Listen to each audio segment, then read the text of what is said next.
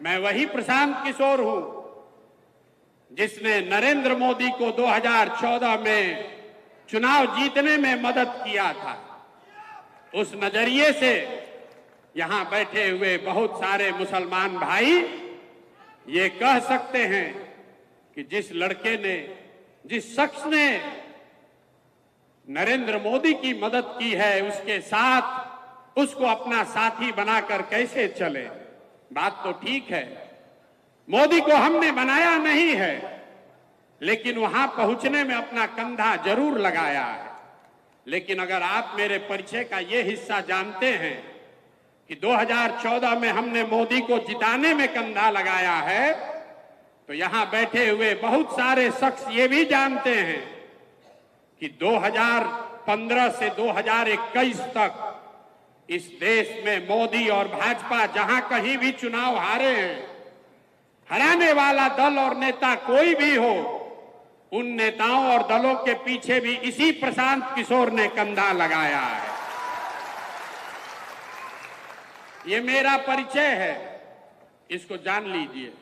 ये परिचय का दोनों पहलू है, इसको अपने कसौटी पर कस लीजिए। आंख बंद करके भरोसा मत कीजिए। मैं यहां आया हूं इस मजलिस में आपको ये कहने कि जन सुराज क्या है, आपकी बदहाली की, फटहाली की चर्चा करने आया हूं। उसके कारण बताऊंगा, लेकिन उसके साथ साथ आपको उससे निकलने का रास्ता भी दिखाऊंगा। अगर आपको वो समझ में आए तो आप बिल्कुल इसको अपनाइए, न समझ में आए तो आपसे मेरा कोई शिकवा शिकायत नहीं है। ये वोट मांगने का अभियान नहीं है। मुझे कुछ साथियों ने कहा है कि ये जब आप कहते हैं कि मुझे मुसलमानों का वोट नहीं चाहिए, तो मुसलमानों को बहुत बुरा लगता है। हम फिर से दोहरा रहे, मेरे भाई, मुझे आपका वोट नहीं चाहिए, मुझे आपकी दुआ चाहिए, इसलिए यहां आए। वोट लेने वाले तो तमाम देश में बैठे हुए, हम आपकी दुआ लेने आए और आपकी दुआ से बिहार में वो व्यवस्था बनाएंगे कि जो चीज आप वर्षों से, दशकों से अपने बच्चों के लिए करना चाहते हैं, वो करके आपको दिखाया जाएगा।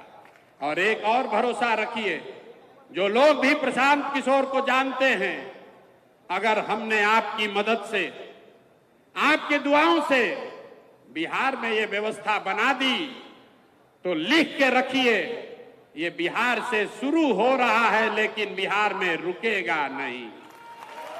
ये रुकने वाला नहीं है, इसलिए आपको आज दावत देकर बुलाया है। सबसे पहले ये आप समझिए कि मुसलमानों की इतनी दुर्दशा है क्यों।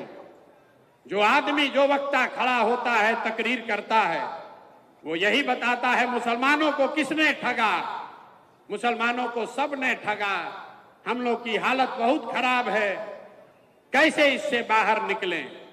आप में से कोई लोग कांग्रेस को दोषी बता रहे हैं, कुछ लोग बता रहे हैं कि लालू जी ने ठग लिया, कोई नीतीश को दोष दे रहा है, भाजपा को तो लोग बता ही रहे हैं।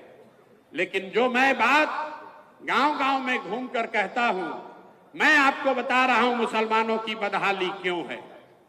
मुसलमानों की ये बदहाली इसलिए है कि आपके कौम में पैगंबर साहब ने बताया कि जिस कौम को अपने रहनुमाओं की समझ न हो, उसके ऊपर जालिम हुक्मरानों को मुसल्लत कर दिया जाता है। ये हम नहीं कह रहे, ये हम नहीं कह रहे, ये तो बात पैगंबर साहब ने कही है। अगर आपको लगता है कि जो भी हुक्मरान है, किसी दल का हो, कोई भी व्यक्ति है, अगर वो जालिम है या आपके बच्चों की चिंता उसको नहीं है, तो बात अगर पैगंबर साहब ने कही है तो वो गलत नहीं हो सकती है। आधा बात मत पढ़िए। आपके ऊपर जालिम हुक्मरान कब बैठाए जाएंगे? जब आप गलत रहनुमाओं का चुनाव करेंगे। तो आपने पीछे जिसको भी चुना, उसको चुनने में जो गलती हुई, उसी वजह से आज आपकी ये बदहाली है। सच्चर कमेटी का रिपोर्ट हर मुसलमान पढ़ता बताता है। सच्चर कमेटी के रिपोर्ट में बताया गया कि इस देश में दलितों के बाद सबसे ज्यादा गरीब, पिछड़ा, बदहाल अगर कोई है तो वो मुसलमान हैं। तो मेरे भाई, सच्चर कमेटी का रिपोर्ट आया 2006 में। 2006 से पहले, आजादी के बाद 2006 तक इस देश में भाजपा का शासन नहीं था। तब तो उन्हीं लोगों का शासन था जिसको आपने अपना रहनुमा बनाया था। तो आखिर आपकी इतनी दुर्दशा हुई कैसे?